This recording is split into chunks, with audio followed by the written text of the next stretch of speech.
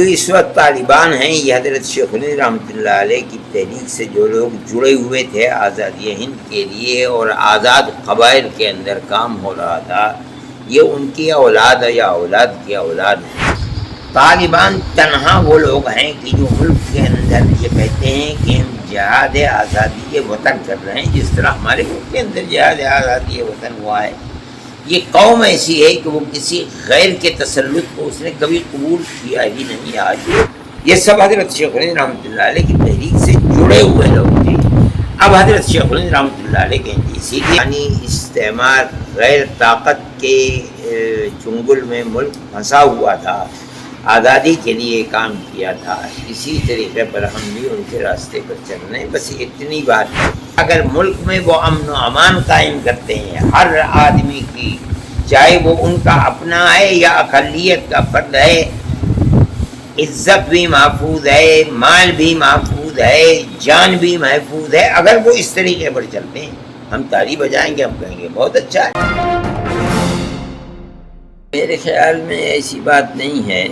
اس کا اصل سبب وہ یہ کہتے ہیں کہ ہمارے امام حضرت شیخ الہند ہے۔ حضرت شیخ الہند دیوبند کے رہنے والے تھے، دارالعلوم دیوبند کے صدر مدرس تھے اور اپنے زمانے میں سب سے بڑے عالم تھے، لیکن انگریز کی دشمنی ان کے رگ و ریشے کے اندر سرایت تھی۔ پھر انگریز نے ان کو پکڑا اور پکڑ کر ان کو مالٹا کی جیل میں بند کیا اور 4 سال وہ وہاں رہے۔ انہوں نے ہندوستان میں انگریز حکومت کے خلاف سب سے پہلے وہ آدمی ہیں جنہوں نے افغانستان کے اندر آزاد ہند حکومت قائم کی تھی، جس کا صدر مہاراجہ پرتاپ سنگھ کو بنایا تھا اور مولانا برکت اللہ صاحب بھوپالی کو وزیر اعظم، اور ان کے شاگرد حضرت شیخ الہند رحمۃ اللہ علیہ کے شاگرد یہاں کے پڑھے ہوئے مولانا عبید اللہ سندھی رحمۃ اللہ علیہ کو وزیر خارجہ بنایا گیا تھا۔ یہ جو اس وقت طالبان ہیں یہ حضرت شیخ الہند رحمۃ اللہ علیہ کی تحریک سے جو لوگ جڑے ہوئے تھے آزادی ہند کے لیے اور آزاد قبائل کے اندر کام ہو رہا تھا، یہ ان کی اولاد ہے یا اولاد کی اولاد ہیں۔ اس لیے یہ اپنا امام ان کو بناتے ہیں، یہ کہتے ہیں کہ وہ ہم جس طرح انہوں نے اپنی ساری زندگی ملک کی آزادی کے لیے یعنی استعمار غیر طاقت کے چنگل میں ملک پھنسا ہوا تھا، آزادی کے لیے کام کیا تھا، اسی طریقے پر ہم بھی ان کے راستے پر چل رہے ہیں۔ بس اتنی بات ہے، باقی یہ کہ وہ دیوبند کے پڑھے ہوئے ہیں، ملک کی آزادی سے پہلے لوگ تو پڑھتے تھے، مگر میں جہاں تک جانتا ہوں آج اس وقت اس میں سے کوئی زندہ نہیں۔ یہ لوگ وہ ہیں کہ ان کے پڑھے ہوئے ہیں، ان کے شاگرد ہیں، لیکن اصل بنیاد یہ ہے کہ وہ یہ کہتے ہیں کہ جس طرح انہوں نے اپنی جان کو قربان کر دیا اور شاگردوں کی فوج کھڑی کر دی، جنہوں نے 10 سال جیلوں کے اندر گزارا اور ملک کو آزاد کرایا ہے، ہم بھی اپنے ملک کو غیروں کے تسلط سے آزاد کرانے کے لیے کام کر رہے ہیں۔ تو گویا کہ جو لائن انہوں نے دی تھی اور اس کے اوپر وہ زندگی بھر کام کرتے رہے، ہم بھی اسی لائن پر چلنے والے ہیں۔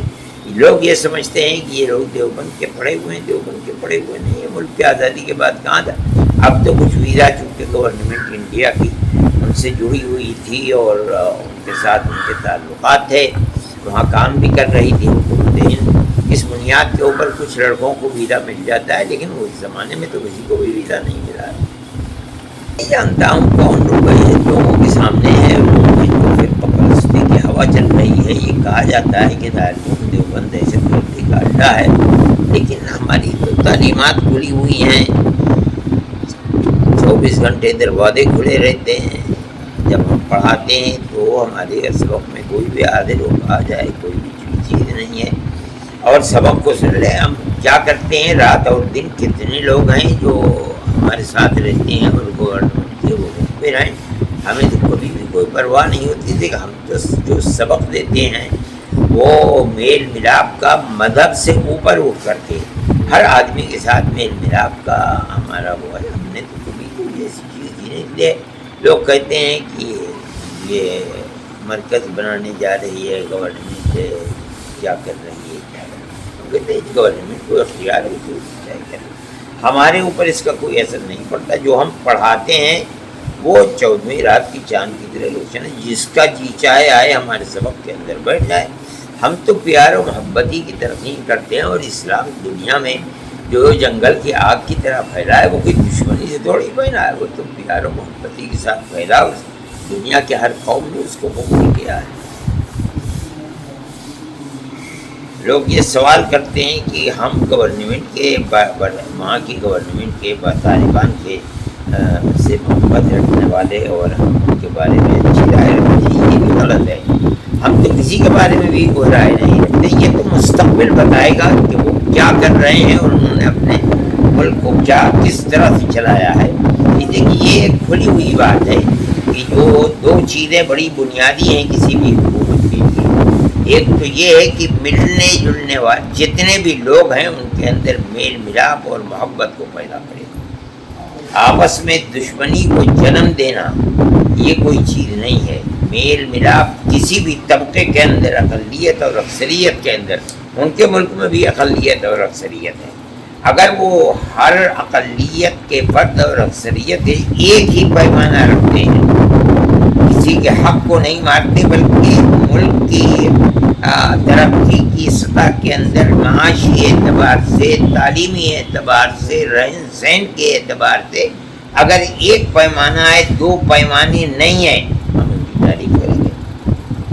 اسی طرح سے اگر ملک میں وہ امن و امان قائم کرتے ہیں، ہر آدمی کی، چاہے وہ ان کا اپنا ہے یا اقلیت کا فرد ہے، عزت بھی محفوظ ہے، مال بھی محفوظ ہے، جان بھی محفوظ ہے. اگر وہ اس طریقے پر چلتے ہیں ہم تالی بجائیں گے، ہم کہیں گے بہت اچھا ہے.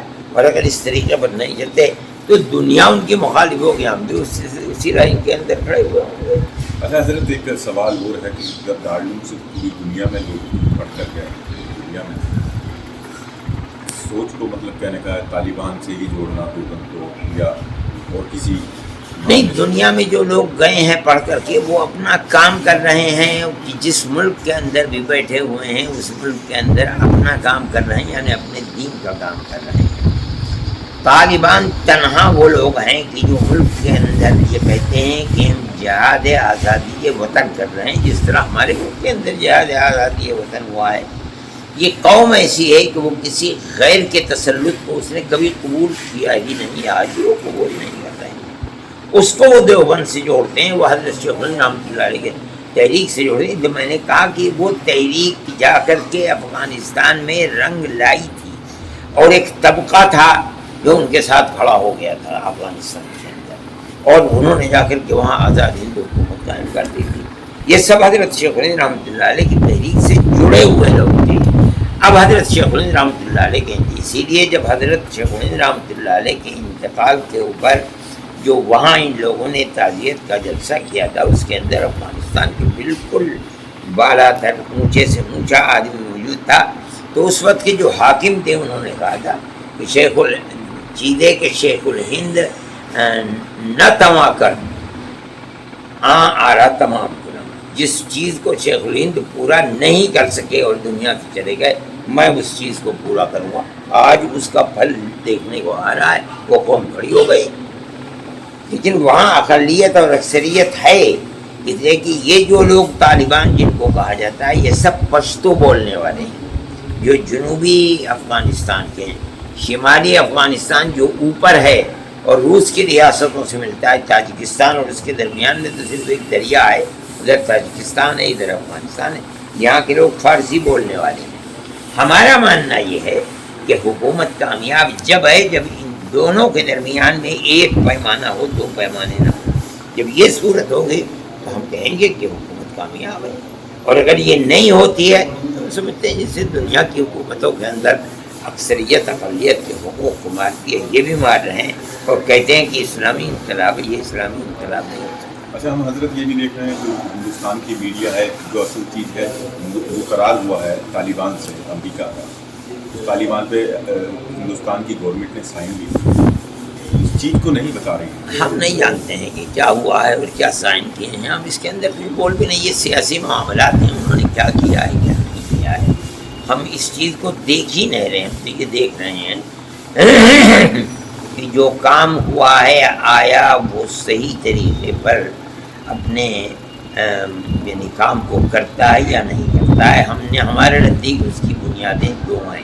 میں نے کہا کہ ایک تو امن و امان ہر سطح کے اوپر، عزت و آبرو اور مال و دولت ہر چیز کا محفوظ رکھنا. دوسرے یہ کہ ہر ایک کے لیے دو پیمانے نہیں ایک پیمانہ ہونا. تب حکومت چلے گی، اور اگر نہیں چلے گی تو اسی کے اندر سے دوسرا طبقہ کھڑا ہوگا جو جڑوں کھائے.